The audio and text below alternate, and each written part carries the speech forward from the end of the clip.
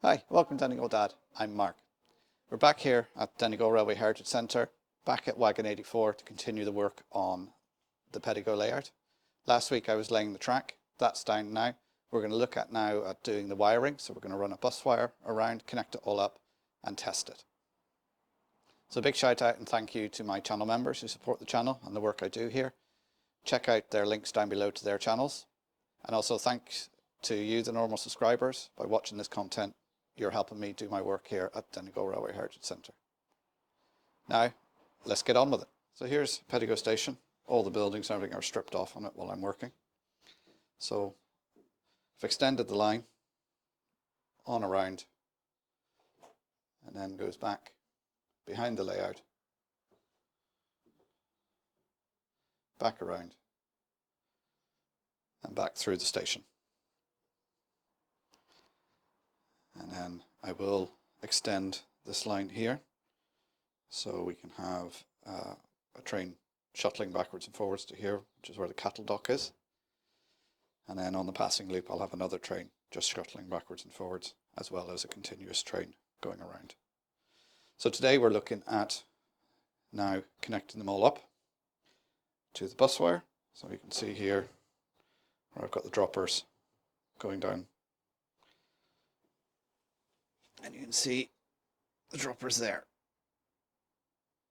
So I've got my 1.5 ton in earth, which I'm going to split to take the brown and blue out of it and use that as the bus wire and run it around. And then solder these droppers on. So let's get started with that. So here's the bus wire all prepared, all stripped out. What I do with my bus wires is I put a little bit of coloured tape every foot or 2 foot or so. So when it's under the layout and I'm looking, I can see the coloured tape and know, right, that's the main bus wire. Because obviously on a layout you can run several bus wires. So let's talk a little about what the bus wires are for. So this layout is going to be a DC layout. So that means for every loop of track or siding that is separately powered, it'll have its own bus wire, which is different if it's DCC. So obviously if it's DCC, you have the one bus wire and the whole layout is connected to that one bus, which then can be separated into blocks, but that's a bit more complicated and we'll look at that in a later video. So this is going to be the main bus wire for the entire loop. So I'm going to take it in, fit it onto the layout. I'll show you how I do that, and then we'll start soldering the droppers to it, and then we can test it and see how it works. So I'm going to go in, start fitting it under the layout, and then I'll show you how it fits in. Here we are under the layout, and I'm going to show you how I fit my bus wires. So I've got the end here, put some connectors on it, so there'll be a wire going in here connecting this to the power supply. In this area here, there's going to be a shelf built for holding all the power supplies. So I'm going to fit it there. Now, what I do to hold the wires in place underneath is I get a cable tie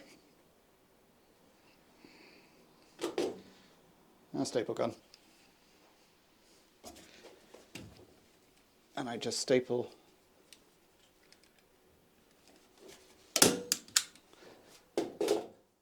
So I've got the cable tie held in with a staple. Simply just take the wire, wrap the cable tie around it,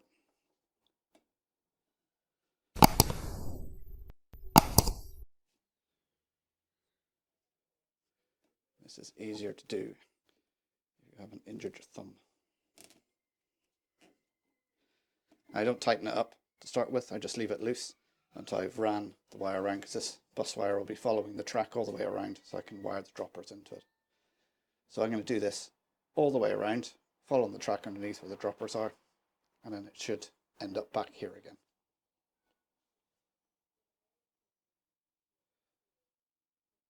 The bus wire is now in place, it's all cable tied in. You notice how I've matched the colour of the cable ties to the colour of the tape I've put on. This just helps when you're underneath a baseboard looking at the wiring. It's easier to follow if you use a colour code. So what I do with these is, near where the main connections are, where all the transformers will be, is I'll just write on the wood just say black is the main bus wire. Just so it's a quick reference when you're trying to trace any faults you might pop up as you run your layout. So now we're going to solder the drop wires onto the bus wire. So I take my stripping tool. This cost about a tenner in Lidl. And what I do is just not cutting the wire, I'm just stripping a bit off. And these tools are great for doing this. You can see that there now. There's a bare bit of copper there. So this is blue and brown. Obviously blue is the negative or the neutral, and brown is the live or the positive. And I have my red and black here. So black is neutral and red is live. So what I'm going to do is, again, this is quite hard to do because I've injured my thumb chopping up lettuce, but wrap it around the bare wire.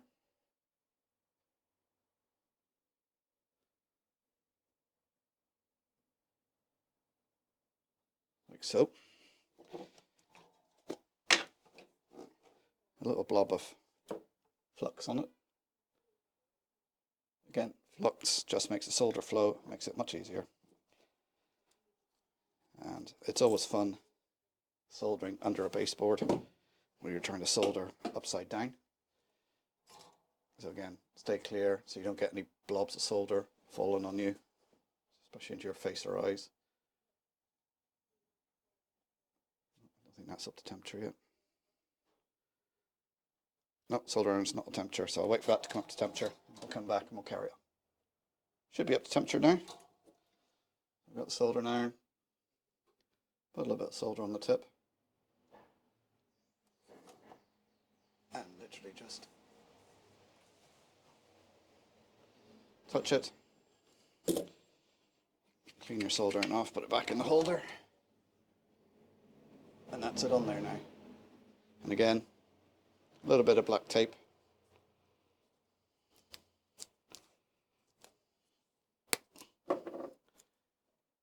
Again, using the same colours. Just helps secure it and insulates it as well. And that's it. And repeat with the black onto the blue and follow the bus wire around and hook up all the connections. And that way, with the bus wire running around underneath the layout, every bit of track has got power going to it. So you don't have to worry about the fish plates carrying the power, and you have a good continuity of power supply around the layout. So I'll carry on now, do the rest, and then it'll be time to do some testing. Just a little note, when you're putting the droppers on, you don't have to go and put them in the center of the track.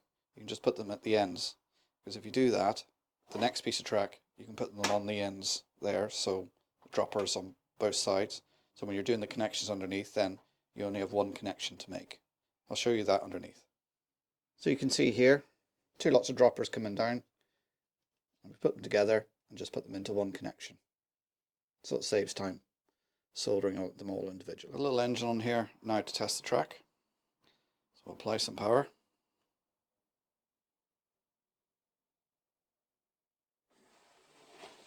Away it goes.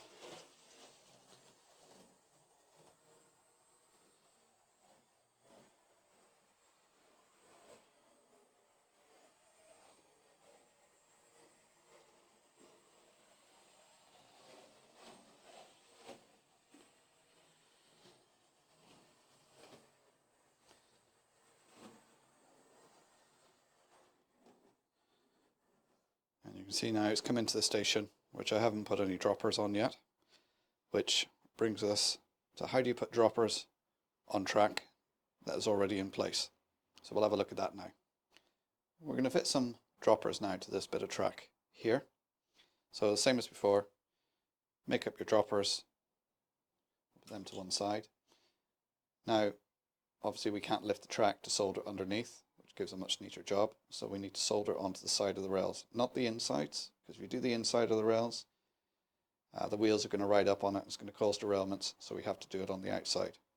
So first thing we're going to do is we're going to drill a couple of holes, making sure there's no cross members underneath.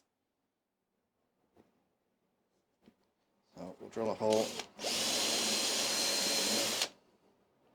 either side.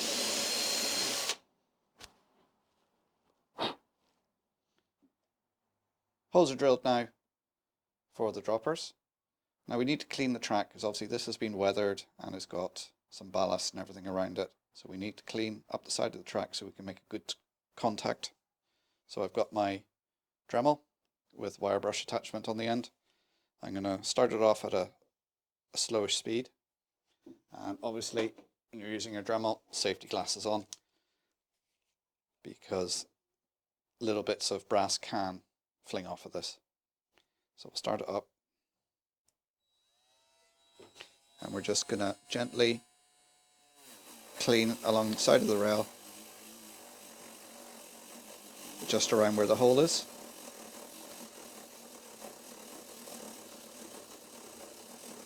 And that will clear off any tarnishing and weathering and that to give us a good electrical contact. And we'll do that both sides.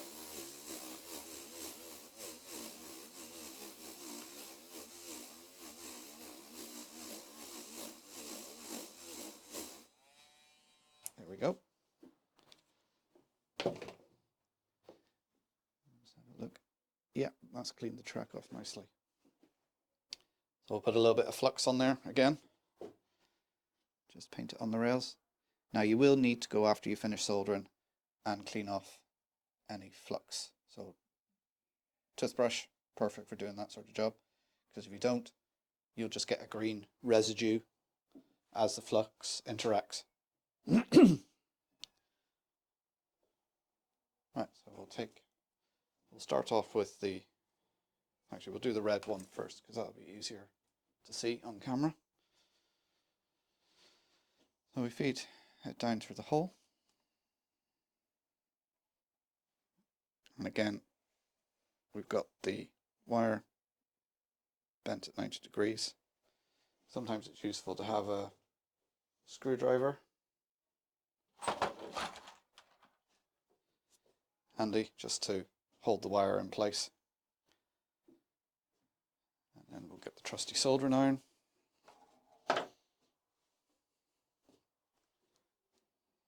Solder in place. The other important thing to do is when you're doing work like this on the track is you make sure the power is all disconnected,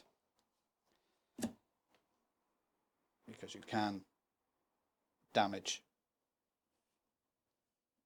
the power supply if you're soldering, because there's a chance you could cause a short, that sort of thing.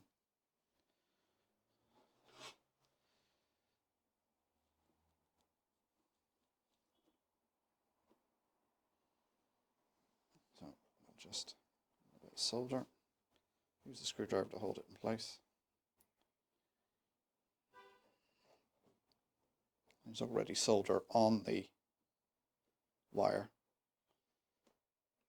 Just a couple of seconds. Take.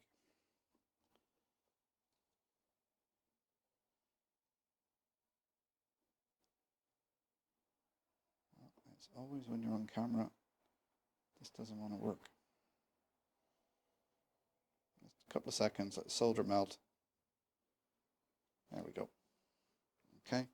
You can see there how the wire is below the rail. If you do get a little bit of solder on the rail, a little bit of, depending how much, a little file to file it off, or a little bit of wire wool, or just even your track rubber. If you run your finger along there, careful it's not too hot, but it's not protruding over the rail, so it's not going to cause any derailments, because of course the flanges are going to be on the inside. So now it's a matter of just repeating that process, the black wire on the other side, and then as we did before, soldering the droppers onto the bus. That's all the droppers in now on this through section of the station. I'm going to test it now. May have to add some additional droppers around the points depending on their reliability, but we'll give it a test now and see how it runs. I've got a little 04 engine here and a couple of Irish Rail coaches, and we'll just set it off and see how it goes.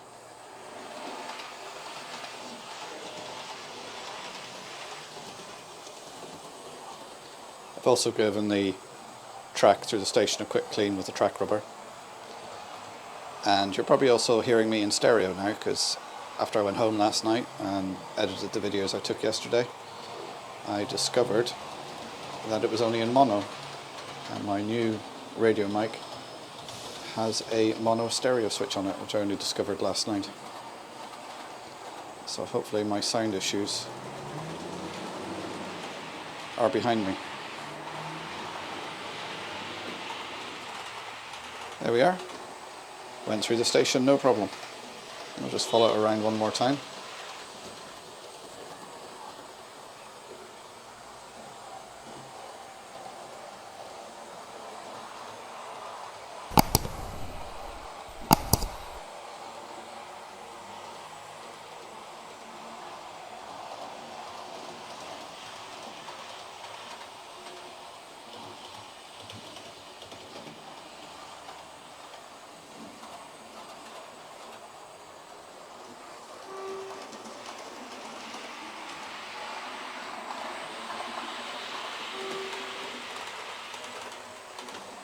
So there we go, that seems to be working very well.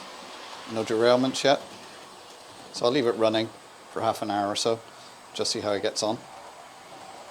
And then the next stage is to start doing some of the ballasting around here. Once I've ran it for a while and I'm happy with the track, so I'll ballast the track, and then we can get on and do some of the scenic stuff. So we'll leave that running. So I'm going to leave that running now for half an hour, then I'll swap directions, leave it running for another half hour, just to give the track a good testing, make sure there's no brakes or anything causing derailments. So next time we'll be looking at doing some ballasting on the track.